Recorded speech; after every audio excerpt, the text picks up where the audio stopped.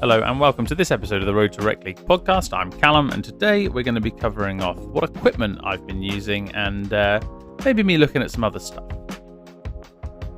That's right, it's all about product research for this episode. And I would say if I had a sponsor, brought to you by Gemini AI, because it's been extremely helpful for me evaluating options. But no, for today's episode, I'm going to talk a little bit about, I guess, the equipment journey I've been on over the last 6 to 9 months, I guess, and also then what I've done in the week for hockey, and I probably dropped in between that the fitness stuff because I've actually made progress for a change, which is great. But we'll save that excitement for later, and we'll jump into the product journey first. So, ice hockey, pretty expensive if you go out to a shop and buy everything brand new. It can be a little bit overwhelming for beginners with the option paralysis. It can also be a little bit overwhelming when it comes to things like just general spend. So I did a bit of a look at a website in the UK that sells, it's a reputable hockey website that sells obviously lots of different options for hockey equipment. And if you enter sort of the entry level range for most stuff from reputable brands, you're looking at about a £900 buy-in to be a skater. And as for a goalie, it's more. So that's kind of brutal. £900, I guess, is the equivalent of, say, like 1,700 Canadian, just as a frame of reference. I know it's a little bit cheaper over there, because everyone and their dog has secondhand equipment. But I digress. The buying from a shop element, like I say, it was about 900 quid. So in doing that research, I thought, well, I don't think I've got that. So let's pick my battles, find what stuff I can find secondhand, and then obviously there's a few things I'm going to buy new for sure. So last summer, I basically bought a helmet, brand new. In fact, I think I did that much earlier, just even for the inline skating I was doing a little bit on the side. But I bought myself a helmet, so I knew it would meet regulations. I knew it would be new. It wouldn't have gone through any major knocks, stuff like that, and I could trust it. And that was really important to me, that I could find a helmet I could trust, because obviously, it's quite an important thing to protect. Ultimately, the thing that makes me able to pay for the hockey equipment. So I, like I say, bought a helmet firsthand, and also picked up a stick. Now, I originally picked up a stick that was wooden because I just wanted to practice on like tarmac and stuff. But I also bought a new stick, that's a composite stick, CCM, Ripcord 94K or something. I bought that as well. Same curve, same flex. That was important to me, that the things I'd learnt to skate with, like off ice in terms of puck handling with a green biscuit, I could transfer. So I picked up those two things new to kick things off, and I think that was it initially. And what I'd done and gone through the process of doing was sourcing secondhand equipment. So I ended up spending, I think it was around about £450 there or thereabouts on those new items there, plus all the other stuff I picked up as well.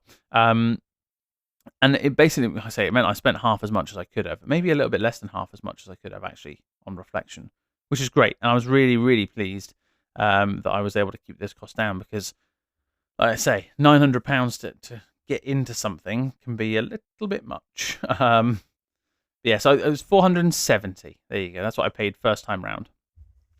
Secondhand skates. I picked up secondhand shoulder pads. They were £20. Secondhand shorts for 35. A brand new jock. Admittedly, I got that new because I didn't want anyone else's. That was 25 quid. Secondhand elbow pads, 27. Shin pads, 30.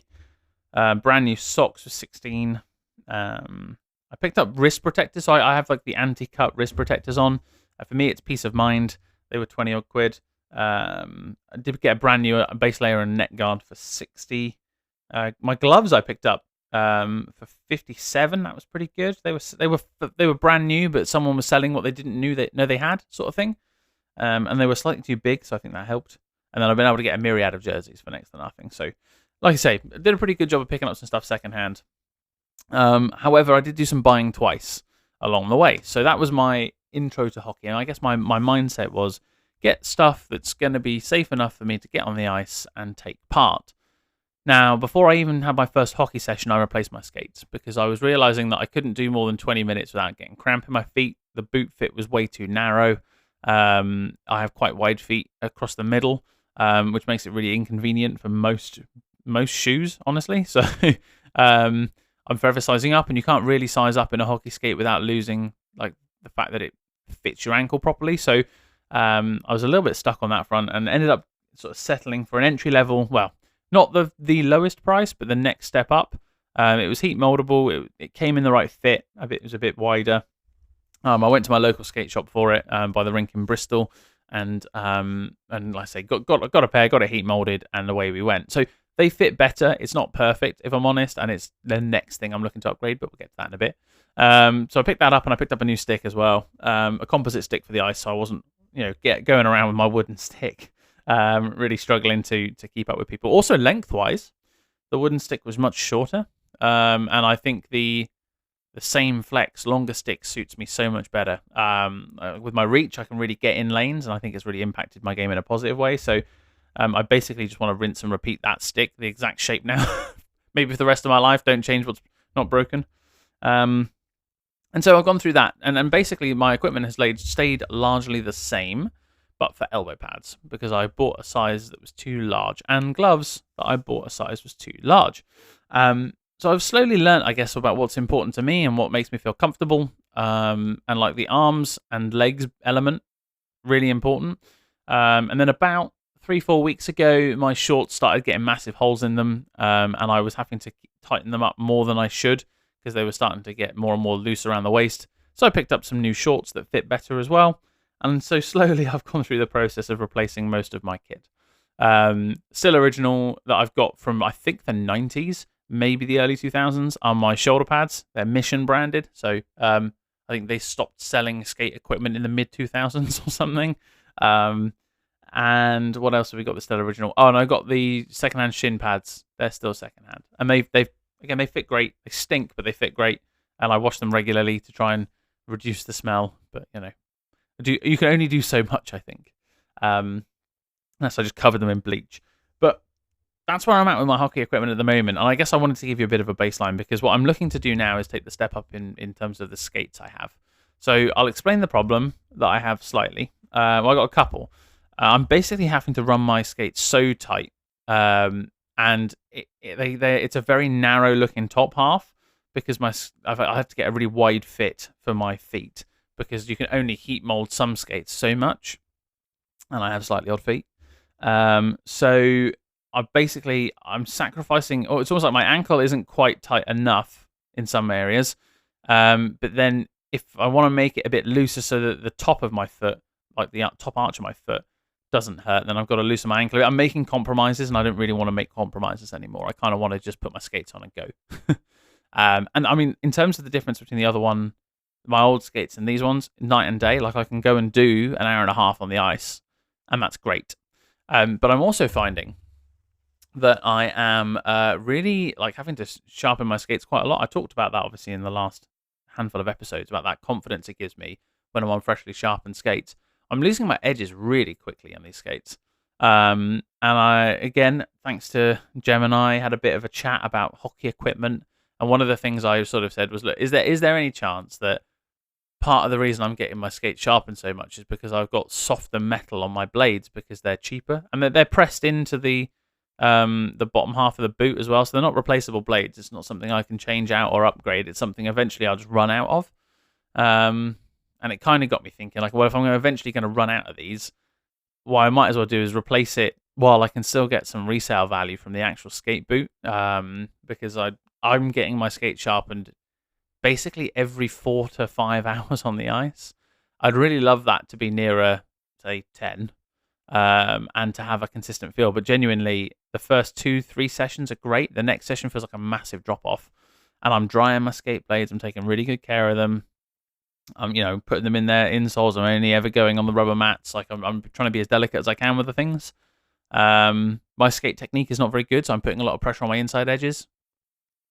Naturally, I'm going to wear a bit quicker, but it feels like it's getting worse the more I skate because I am obviously putting more load and more pressure through them because I'm skating harder.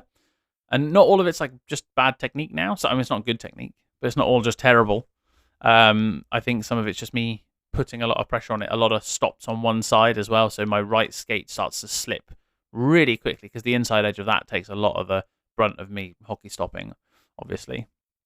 And that's fine. Like, it's fine, but it would be nice to be in a position where I don't have to stress about getting my skates sharpened basically every 3 sessions. um, so, and I am going to try a slightly steeper or less narrow cut. So I'm 5/8 at the moment. I'm going to try 7/16. We'll see how that goes. I didn't like a half, and I didn't like anything sharper than a half. I really like 5/8 for those first 2-3 hours. It's amazing. And I might even do a bit of a calculation on getting what it would cost to get a machine like one of the Sparks machines, because I just think if I genuinely feel like getting them sharpened every 3 or 4 hours on the ice is something that I need, I could spend £10 a week or every other week quite quickly, and all of a sudden that's the same price as a sharpening machine that I can just keep in the garage. So it's something I'm considering. But anyway, so let's talk about the exciting bit. What skates am I looking at? So having done a little bit of research, I looked all the way up to fully custom skates, which were slightly outside my price range, if I'm honest, down to like a high level, highly moldable boot, and one that you can go and get a proper fitting for. So I think I'm going to go with True, just because they seem to be the ones that are able to fit the strangest of feet shapes, and offer that comfort. Not quite as light as some of the like CCM and Bauer options from what I've read, but in terms of comfort, in terms of how it fits your foot, they seem second to none. And I've spoken to people in the team about it, and those who have moved over to True would never go back to another skate brand. And some of them are very experienced and have tried lots of different boots. And I did, so just for frame of reference, I had a look at the fully custom stuff, like where they basically take a 3D scan of your foot, send it back to Canada, and custom make you a pair of boots. That's over £1,000. I can't quite justify that yet. But having learned, I don't want to buy 4 or 5 times, so I am going to go into like probably the £450 range, and pick up something with like replaceable blades, harder blades for a start, that can hold an edge a bit longer, and then just a really moldable boot. So the true hazardous like 7s or 9s or something, they'll probably be that kind of range, I suppose. Which again, when you're looking at that kind of money, you're probably splitting hairs between the top few brands around what they offer. They just offer slightly different things at that high level, and I think for me, it's fit, comfort, and an option for some pretty sturdy skate blades. And then I'll be really happy, really happy. I do need to pick up a second stick at some point.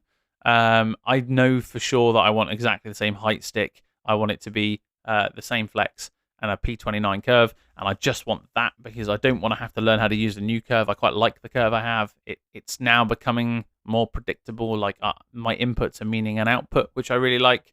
And I've still got to refine that, obviously, but you change that, it's new inputs, new outputs. And I quite like because I think it's a slightly flatter curve. I quite like the option to go backhand quite comfortably, and like I'd say my first goal was backhand. I've talked about that being something I think is a strength of mine.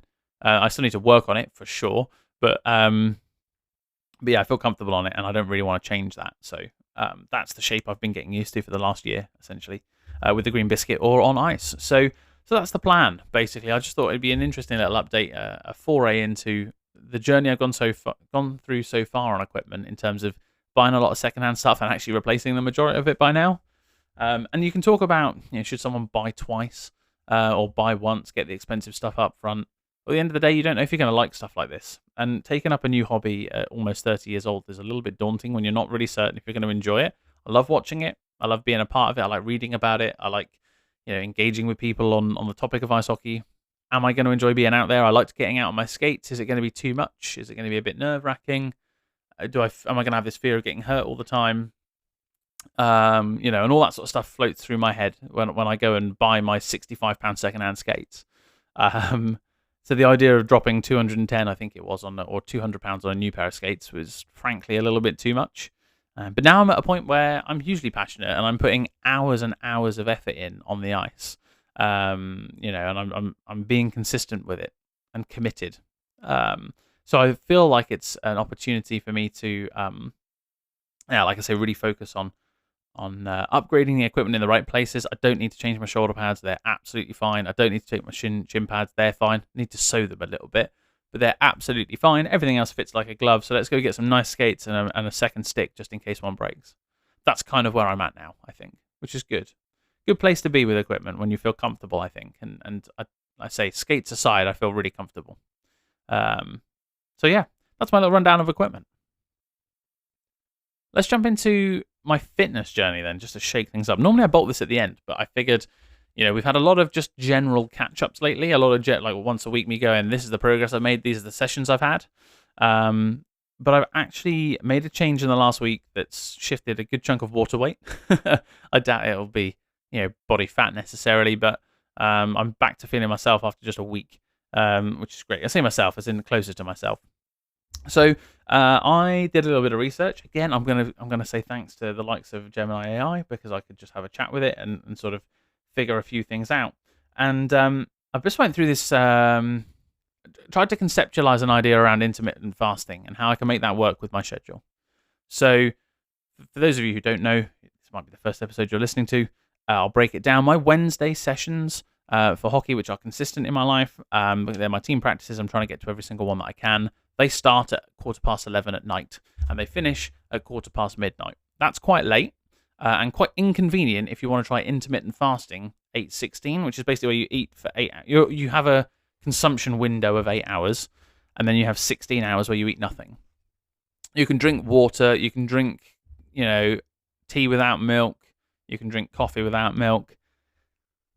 I mean, I'm going to be honest with you. I do a soft fast, so I have a Barocca every morning, and you can have electrolytes and stuff like that, but they've got to be sugar free.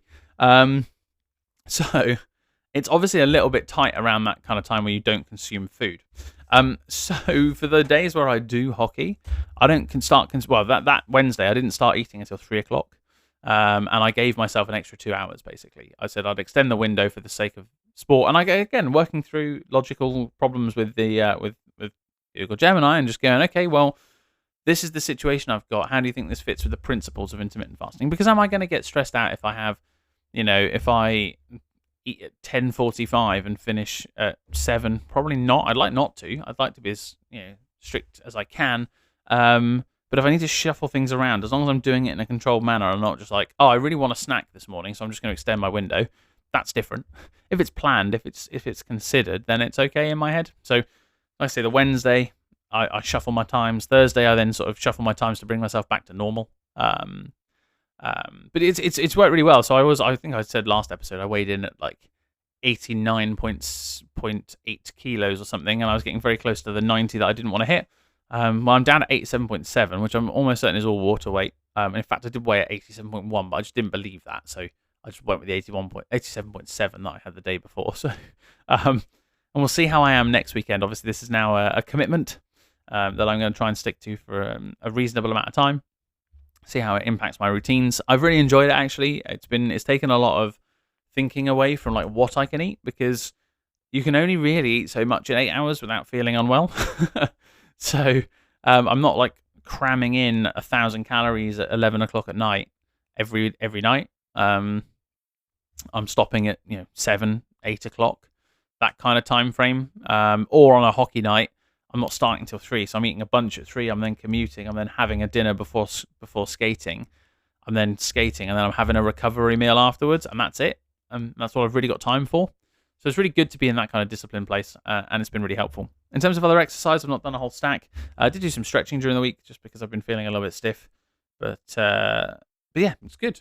Really good. Happy with that. So that in a nutshell has been the, I guess, fitness commitment. What I'll probably do is a whole episode on it. If it starts to take traction, I start to lose a good chunk of weight, I'll take you through my whole routine.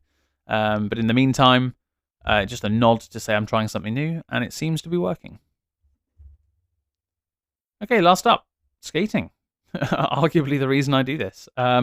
So I've had 2 sessions in the last 7 days, which is great.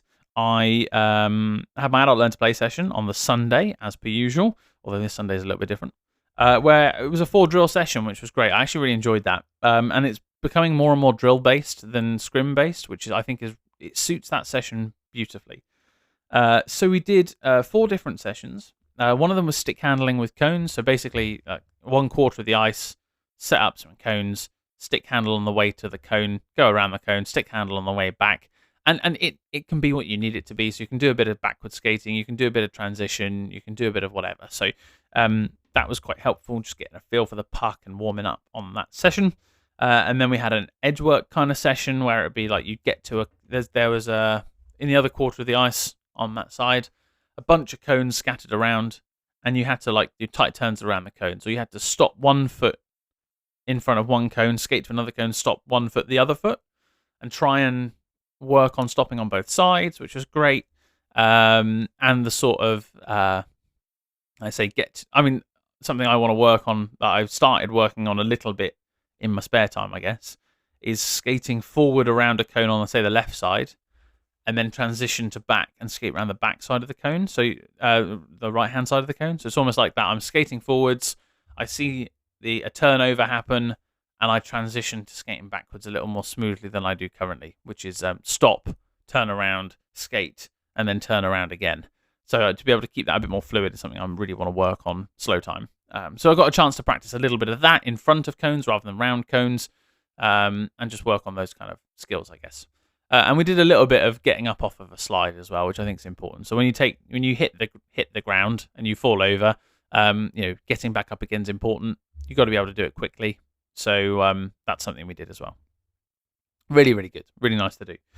We then had a 2v2 battle in one corner of the ice. So basically someone would dump the puck in, 2 people fight over the puck, and then take a shot on a goalie. Wish I'd had more time doing that. It felt like we didn't get a lot of repetitions. I think I had 2, maybe 3. And one of them, the puck just squirted away really quickly, so we kind of lost our chance, which was a real shame. But those battle drills are drills I love, honestly. Like, that's my favorite kind of thing. Going in, trying to beat someone, trying to win the puck, trying to beat a goalie. Like, I could do that all day. That stuff I find hugely exciting. Really, really big part of the game for me. Really enjoy it. And then the last one we did was basically a race for the puck. So 2 lines of people, empty net, 2 cones halfway up the ice, and you sprint to the cones. Then on the way back, someone drops a puck in, and you have to race to the puck, pick up the puck, and score a goal. So it was basically who can get to the cones and round the cones quickest gets the puck first, usually, unless it obviously the passers favoured the other person, in which case you've got to fight for it. But that was really good. It was nice to compete a little bit and be able to sort of keep up, dare I say. And that was cool. So I think I won all of my races. I wasn't against the quickest people, but that means I'm not the slowest. And I was against a different person every time, so I'm like at least 4th slowest. So so really encouraging. I really enjoyed that as well. Nice to have that competitive edge to a training drill. And then on the Wednesday, had team practice. So that was really good. We did a new drill, which was this figure of 8 passing drill. So in short, 2 people stood opposite each other. Let's say, I don't know, how many feet apart? 15 feet apart. And there's a 3rd person skating a figure of 8 between the guys. And it's basically they pass to one person passes, the skater passes to a stationary person. That stationary person passes to the other stationary person. The skater then swoops around stationary person number 1 and receives the pass from number 2, passes it back, and so the cycle continues. And you get this, in theory, really flowing figure of 8, lots of passing, lots of skating, and you take turns being the skater. Really good just to get a feel, I guess, and get those touches in, which was good. We did a 3-line shoot, which I've not done a lot of before, and I was this wide-angle choice. I basically just hit the net was the target, because it's goalie warm-up drill. Skate in, hit the net, skate back. Good stuff. And then we did in-zone 4-on-4. So we basically just said 4 attackers, 4 defenders, and then those 4 attackers would become defenders, and the next 4 would become attackers. And you'd cycle through, and we did it. So it was black and white jersey, so it's black versus white, and then obviously, so let's say white were attacking, white would then be defenders, black would be attackers, and you'd cycle, which was great. A really good way of practicing, I guess, clearing the zone, defending the zone. Sort of, it was 4-on-4, but that's still it's an important set of skills to have. And let's be honest, rec league, you're going to have a cherry picker up the other end of the blue line anyway, right? So 4-on-4 is all that ever happens in a defensive zone. So that was really good. And then we went into... Oh, actually, just before I touch on the scrim, I talked about a little bit of extra work around the sides. So I've been, like I say, just practicing a little bit of skating between drills has been really helpful for me. So in between waiting for stuff to happen, usually I'd stop, I'd sort of have a chat with people or whatever. But I've actually been working on skating, like ignore the pucks and just put some repetitions on some really basic techniques. So I started doing like these figure of 8 crossovers, I guess. Really, really small, but like one exaggerated crossover and then straighten up, and then one exaggerated crossover the other way, just to work on being on my outside edges a bit more. And I think I'm going to try and incorporate that into as much skating as I can, because I've got so much to learn still. Like so much to learn still, and I think getting as much time on my skates as possible is probably the most important thing. So just trying to work that into gaps between drills, not to be annoying and get in the way of people, but I just feel like I need to focus on my skating. Scrim was good, much better than a couple of weeks back. So a couple of nice passes and plays early on. Had our coach sort of, who was on my line, sort of be like, "Yeah, nice play, good work, Cal," which was good. And that was nice to be able to have that feedback. Got a nice little stick tap on the shin pads on the bench, which was cool. Just for some good work. I think my in tight hands were doing quite a lot of the heavy lifting for me. So I'd pick up a puck, someone would close in on me. I'd be able to usually get the puck into a position where someone else could benefit from it. And again, a couple of occasions with me sort of effectively toe dragging, I guess, but pulling the puck in tight and moving it out to my left-hand side away from the people, and then finding a pass. So that seems to be something I can somewhat rely on now, which is good. Actually set up a really nice 2-on-1 breakaway. So I received the pass in the middle of the ice, puck in the middle of the ice, sorry, and entered the zone, passed out to the winger, and we had a nice 2-on-1. So I was able to then cut to the centre of the ice, receive the pass. I hung back enough to create the space, which was good. Got the pass, took the shot, goalie made the save. Like, it wasn't a great shot, a bit of a muffin, but it's a shot on target, and I had a couple of those, which is good. A couple of shots on goal, which is great. And then one other nice play was chasing the puck. I was second to the puck, and that's fine. Stopped. I was like, whoa. It was a little unsteady. Got settled again, and the guy was skating out of the zone quite slowly, so I just raced up behind him and stick lifted. Caught him by surprise. And then he wasn't able to clear the zone. He sort of half whiffed it. It goes to one of my teammates, and we start, an offensive sort of period in their zone, which was great. So, like I say, just being able to contribute in ways like that is really nice. And say in the shifts I'm having, I'm finding ways to influence the game, which is great. That's it for this week. A little bit more to talk about because I wanted to touch on that product stuff, which is nice. It's not just me rambling on about the same things every week, which is good. Next week we've got a few sessions, and I've got a bit of an idea for what I want to log during the week, and we'll see if it pans out. So I'll save that for next episode. But thanks ever so much for watching, as per usual, or listening, I should say. Hope you've all had a lovely week wherever you are, and I say until next time, bye for now.